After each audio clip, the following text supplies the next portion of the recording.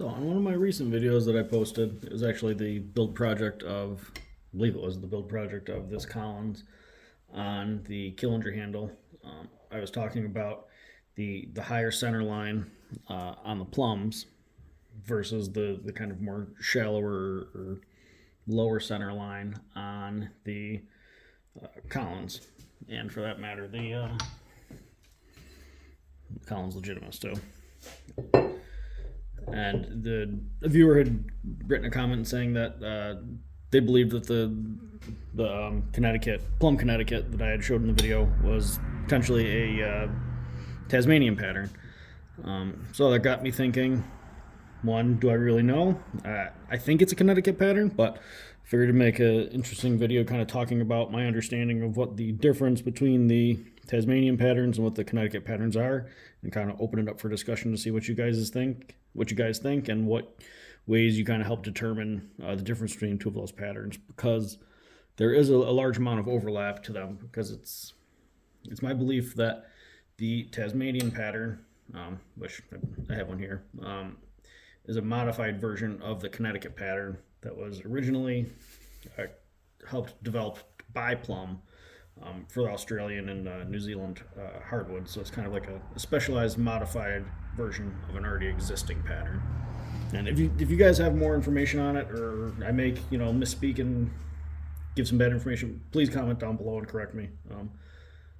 I'm learning all of this as I go too, so I enjoy the discussion about it. So the axe in question that the viewer believed was a Tasmanian pattern was actually this plum here. And some of the main things that I think, the reasons why I believe this is a Connecticut pattern and not a Tasmanian pattern, it just goes off of my understanding of what my ideas of what the difference between those two patterns are. Is that the Tasmanian patterns typically have a much shorter pole, and typically they don't have this taper where it backs it's kind of like boat tail, where it goes back from the end of the eye to the back of the pole, where it tapers down like this. I believe a lot of times they're more blocky, like a traditional, more similar to like a Dayton in that respect. See how, like, at the back of the eye, it does not taper and go back down. It keeps its bulk there. This is that wood slasher, just for some more eye candy. This is one I cleaned up in a previous video. So, but I believe the Tasmanians don't taper towards the back of the pole nearly as much as like a Connecticut pattern would. And we've got some other examples of some Connecticut patterns here, or for the purpose of the discussion, what I believe are Connecticut patterns. So this one here is a Flint Edge Kelly Works. You can see that pole, not quite as maybe not quite as long as the plum, but some of that might be due to some of this mushrooming. But again, it tapers down there towards the back of the pole in kind of that like boat tail fashion. And there's some mushrooming in here, so it doesn't look quite as pronounced. You can see it a little better on this one where there's maybe not too much mushrooming. You can see that taper. Again, if you take this, this is a 3-2 plum Connecticut pattern. Kind of overlay it with a, try not to cut myself here. Overlay it with, offer it up next to the Tasmanian. You can see, you can kind of see very noticeably at the bottom here where that handle goes into the eye, that pole is just very, very short.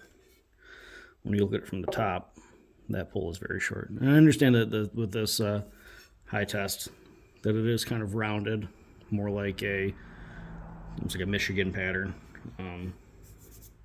But either way, that pole still doesn't have nearly as much meat on it as we kind of line up the backs of the eyes.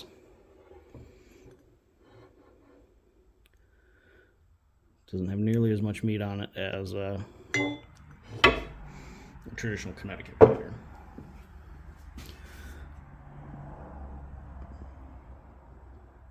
Some of the similarities between the two are, again, that higher center line, like we had talked about before.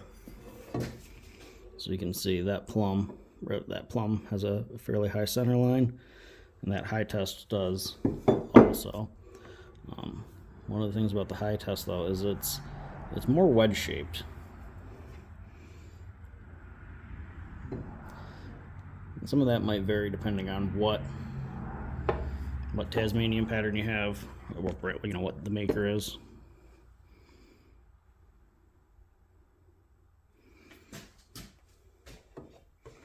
Versus here's a nice vintage plum.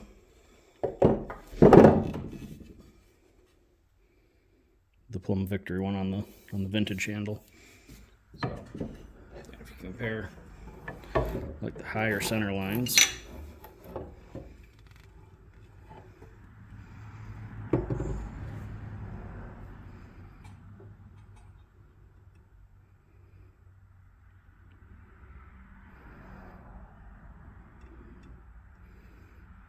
this Tassie is a little bit more wedge shaped. And if you're not familiar with what, for other people that are kind of curious, if you're talking about like what a higher center line is, it's if you're to take like the cross section of an axe at this, try to get the camera to focus here. All right, so you take the cross section of an axe kind of in here, where I'm pinching is the center line. So it tapers not only in this direction, this direction towards the cutting edge, but also tapers in this direction to the outsides. So that's that higher center line. It's kind of a hard thing to explain through text if you're ever like kind of reading it, but visual demonstration certainly helps a lot. So I'm curious to see your guys' opinions on kind of what you think, what you guys kind of use to determine what a maybe distinguish some of the difference between Connecticut patterns and Tasmanian patterns. I think the plum, it's a little bit easier to tell. On some of the other ones, that's a little bit harder. I've got so this one's a little bit abused, but it's a Kelly, World's Finest. And I believe, I'm less confident about this one, but I believe this is a Connecticut pattern and not a Tasmanian pattern. Again, one, because the height of the pole is a little bit higher. Yeah, it's abused. The other things that you can kind of use, in my opinion, that you can kind of use to tell the difference is some of the branding. I believe most of the plums that were sold, Tasmanian patterns that were sold in New Zealand and Australia, were branded, made in USA or somewhere on it. Bring it back down here.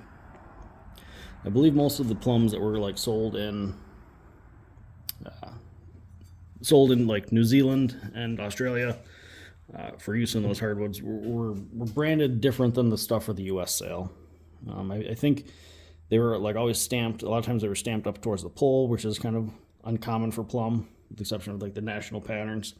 And also, I think a lot of times they had branding on it that was made in the USA. And the shapes of the plums were a little bit different and similar to the high test.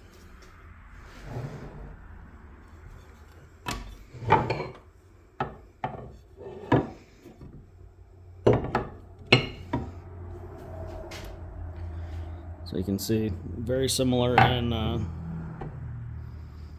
kind of like width of the bit. This one's a little bit smaller, but this is also a 3.5 pound, where this is a 4 pound and stamped 4 pound. I'm going to show you the flip side or not, but yeah, stamped 4.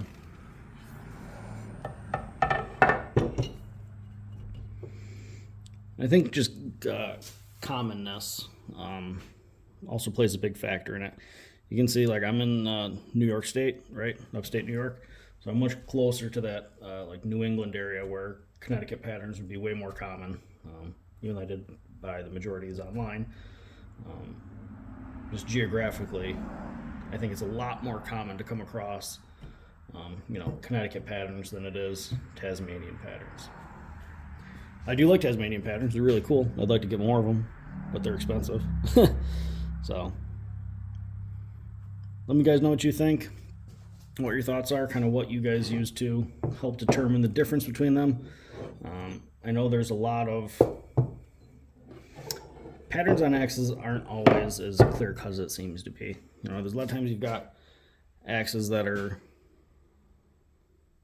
you think it's one thing, it might be different. Like a wide Dayton versus a Connecticut pattern can be confusing. Like a woodsman's pattern versus an older Connecticut pattern can be very confusing. There's a lot of overlap, and it's not as clear cut at times as we'd kind of really like it to be. So yeah, so thank you guys for the discussion. I always appreciate it. I always appreciate the comments. Let me know what you think. Maybe I'm overlooking some serious key points as to how to tell the difference.